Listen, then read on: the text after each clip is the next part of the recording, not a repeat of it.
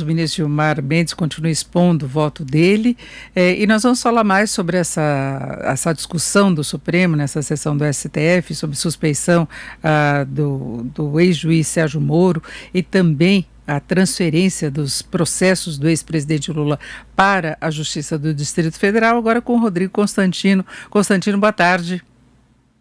Boa tarde, Denise. Boa tarde a todos. Bom, está difícil sair uma decisão final em relação a esse tema. Nós já tivemos muita polêmica aí entre os ministros. Eu queria saber, primeiro, como é que você está vendo as discussões aí, qual você acha que vai ser o desfecho?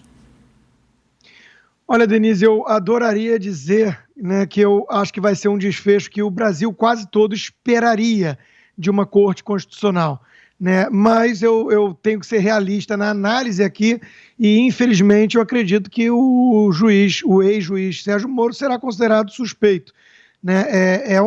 Na minha opinião, uma aberração, né? Até porque ele está sendo julgado dessa forma por ministros do Supremo que, aí sim, eu e muita gente, nós podemos considerar esses ministros suspeitos, né? Um já declarou que votou na Dilma e que lamenta a ausência do nome do Lula na urna, o outro chama a Operação Lava Jato de quadrilha, né, criminosa. Então é realmente um espetáculo medonho, né, que o Brasil acompanhou, e esse Supremo tem gerado esse clima de quase desesperança no país em relação ao combate à corrupção, que a Operação Lava Jato, sob, né, o comando como juiz do ex-juiz Sérgio Moro, tinha conseguido gerar justamente para a sociedade brasileira a expectativa de que, finalmente, os poderosos poderiam pagar pelos seus crimes. Isso tudo está em xeque e subiu no telhado. Exatamente, há divergências em relação a essa questão da suspeição do ex-juiz Sérgio Moro.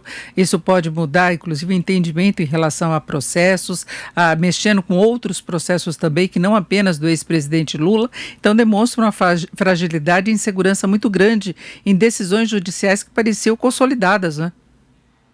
Exatamente, né? E o caso do Lula é o caso mais emblemático e provavelmente, né, é o que mexeu com as decisões ali de alguns ministros, na minha opinião. Mas abre uma porta, né?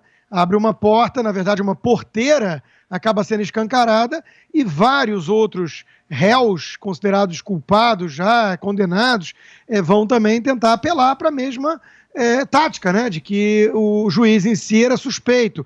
E mais absurdo ainda, Denise, não podemos descartar aqui uma hipótese um tanto surreal de o Estado brasileiro ter que ressarcir de alguma forma aqueles 5 bilhões de reais que já foram retomados para os cofres públicos, né? Então, como é que fica essa situação? Se o juiz era suspeito, se a vara não tinha competência para julgar, então quer dizer que as condenações devem ser revistas, quer dizer que talvez esse dinheiro todo arrecadado precise ser devolvido. É uma situação realmente temerária. Inclusive pessoas que ficaram presas, então nesse caso não deveriam ter ficado presas, teriam indenização também por esse tempo, né? Outro tipo de julgamento, outro tipo de questionamento jurídico. Agora, Constantino, aproveitando a tua participação, nós tivemos hoje também muito destaque em relação à cúpula do clima, a participação do presidente Bolsonaro. Claro que se vê uma nítida mudança de posição do presidente em relação às falas, inclusive aquela resposta que ele deu, que está sendo muito citada hoje, quando Biden se referiu a uma possível ajuda para o Brasil no combate ao desmatamento, isso na época em que ainda era candidato. Você acha que agora o presidente se sente mais pressionado a ter um relacionamento melhor com os Estados Unidos? A questão da pandemia pesou também. Como é que você vê essa mudança de posição? Exatamente assim, Denise. Eu acho que houve uma pressão muito forte internacional, né? E o presidente teve que ceder por pragmatismo. É curioso até que a pandemia ganhou aí um aspecto secundário, né? Hoje só se fala agora do aquecimento global ou das mudanças climáticas, né? E esqueceram até a pandemia.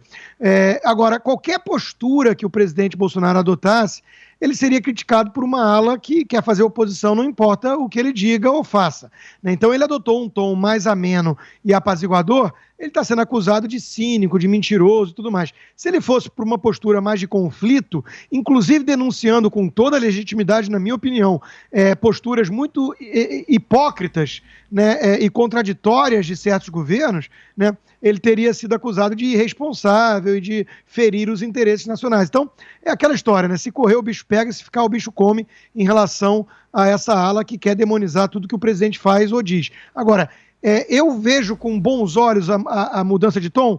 De certa forma, sim, porque é o jogo que tem que ser jogado. Mas é muito importante o Brasil não aceitar o papel de vilão do meio ambiente, porque não é.